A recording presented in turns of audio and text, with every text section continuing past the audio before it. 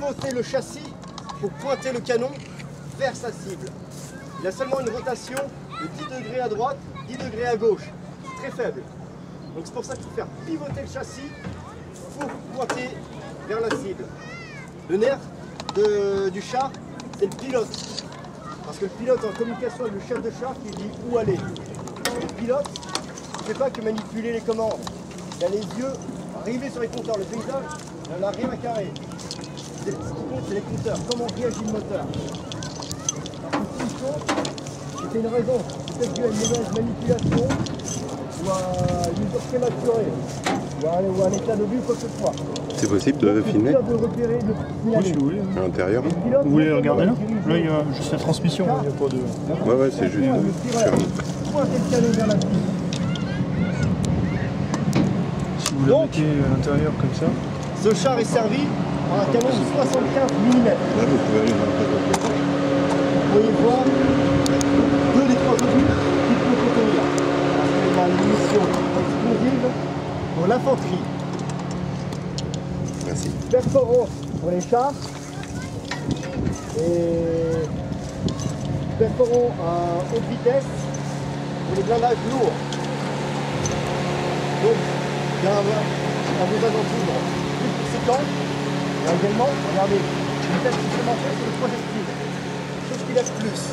La pointe blanche, c'est une tête en tungstène. Un acier plus résistant, mais également plus cher. Pas rentable d'en faire des obus entiers. Donc, ils se sont dit, on va simplement mettre la tête sur un acier plus mou. Et derrière le projectile. Mais pourquoi mettre un acier mou entre le tungstène et le projectile? Parce que le tungstène, ce qu'il va faire, avec la puissance et la synergie sur le blindage, il va chauffer, s'écraser. Du coup, en chauffant, il va faire fondre l'acier mou qui est derrière, qui lui va faire ventouse et obliger le projectile d'aller au contact du blindage chauffé à blanc. Du coup, le blindage chaud, moins résistant. Il faut savoir que l'obus, lui, il n'explose pas à l'intérieur. Il pénètre, c'est tout. Il n'y a aucune explosion. Si ça explose, c'est très simple. Regardez la place que ça prend. Il y en a 50. Et en plus des 50, il faut bien alimenter le moteur. Il y a les réservoirs d'essence. Donc, il suffit juste d'une réaction en chaîne et tout explose. Le char porte les germes de sa propre destruction. Munitions, essence, tout ça regroupé dans une casemate fermée. C'est terminé.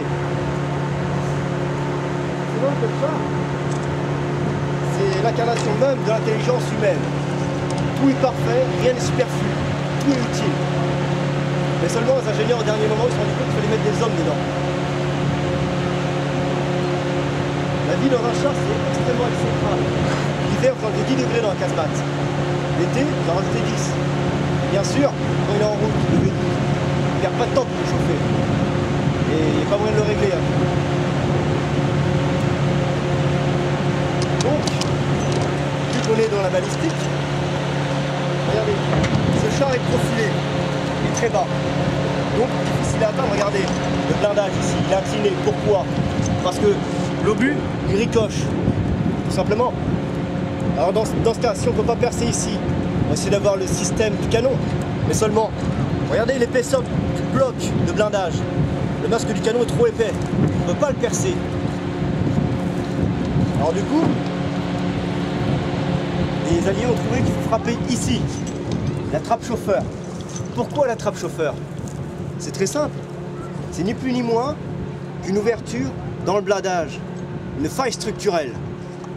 Et bien sûr, il ne faut pas oublier, il y a le pilote, mais derrière le pilote, il y a le tireur, et derrière le tireur, le chef de char. Bien sûr, tout autour de ça, les munitions et le carburant. Quand le char est touché, et en ayant de la chance, et j'insiste dessus, en ayant de la chance, vous avez 3 secondes pour évacuer le blindé. 3 secondes avant que les munitions et le carburant prennent feu. Moi je suis ici, il y en a 2 autres avant moi avant de sortir. En admettant qu'ils sont aptes à sortir. 3 secondes. Autant dire que c'est une mission impossible.